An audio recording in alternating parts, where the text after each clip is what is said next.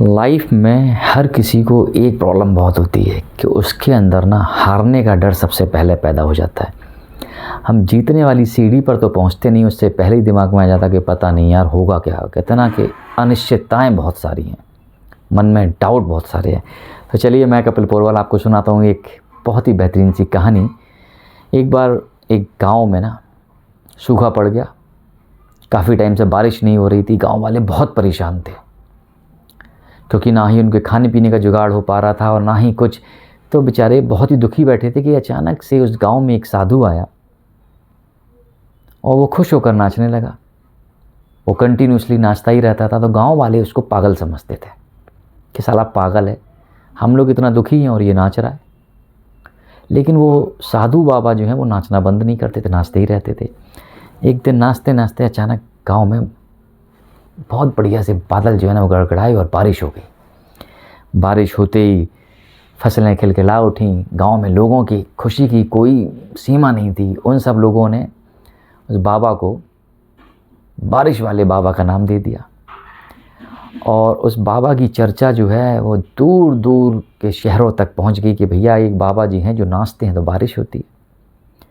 और इस चक्कर में न जाने कितने लोग ऐसे होते थे जो उस बाबा को देखने आते थे, मिलने आते थे कि यार ये बाबा तो लगता है भगवान का ही रूप है कि इनके नाचने से बारिश हो जाती। कि तभी उस गांव में ना 4 लड़के आए।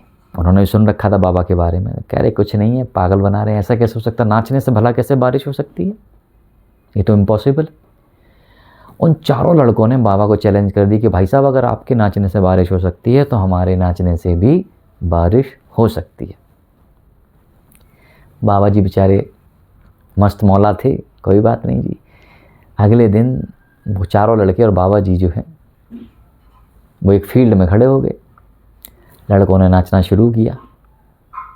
1 घंटे बाद एक लड़का थक गया, वो बैठ गया।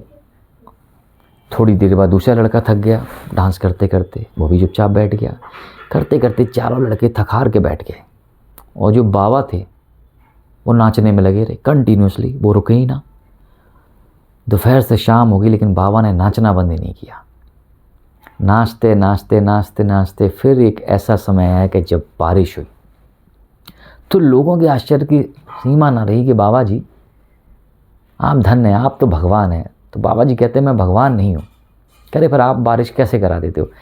कह रहे बारिश सिर्फ इसलिए होती हो कि मैंने मन में निश्चय कर रखा है कि तब तक नाचूंगा जब तक बारिश नहीं होगी, और मैं तब तक हारता नहीं हूँ, तब तक रुकता नहीं हूँ जब तक बारिश नहीं होती। और अक्सर हमारी लाइफ में क्या होता है कि जब हम किसी भी मंजिल की तरफ आगे बढ़ते हैं ना तो हम थक हार के पहले ही बैठ जाते हैं। हम रुक जाते हैं, सोचते कि नहीं यार मंजिल तो मिलेगी नहीं।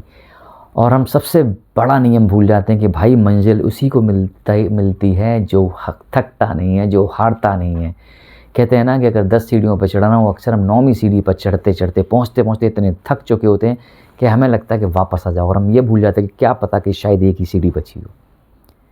तो लाइफ में अगर सक्सेस पानी है, कोई भी चीज़ पानी है, इवन आपको अगर कोई लड़की को भी इम्प्रेस करना है, होता है ना कभी कभी कि यार इस लड़की को इम्प्रेस करना है, लेकिन कुछ लड़के बहुत जल्दी हार जाते हैं। तो क्या होता है वो लड़की उनके हाथ से निकल जाती है, नौकरियां हाथ से निकल जाती हैं, जॉब हाथ से निकल जाता है, बिजनेस हाथ से निकल जाता है, सपने हाथ से निकल जाते हैं। क्यों? क्योंकि चलते चलते हम थक के हार मान जाते हैं।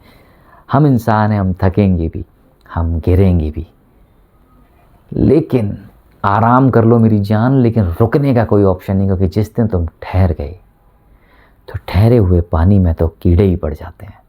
तो भला हमें सक्सेस कैसे हाथ लगेगी? तो अगर आप चाहते हो कि लाइफ में आपको सब कुछ मिले जो आप पाना चाहते हो, तो उसका एक ही तरीका है, डिटर्मिनेशन एंड कंसिस्टेंसी, दृढ़ निश्चय और लगातार प्रयास। कंटिन्यूअस रहो आप यार, क्योंकि जब आप ऐसा करोगे तो आपको वो चीज़ ज़रूर मिलेगी जो आप पाना चाहते हो। और अगर आपको मेरी ये कहानी अच्छी लगी हो तो मेरे चैनल को सब्सक्राइब करना ना भूलें एंड पोस्ट को लाइक एंड शेयर ज़रूर करें। जय हिंद।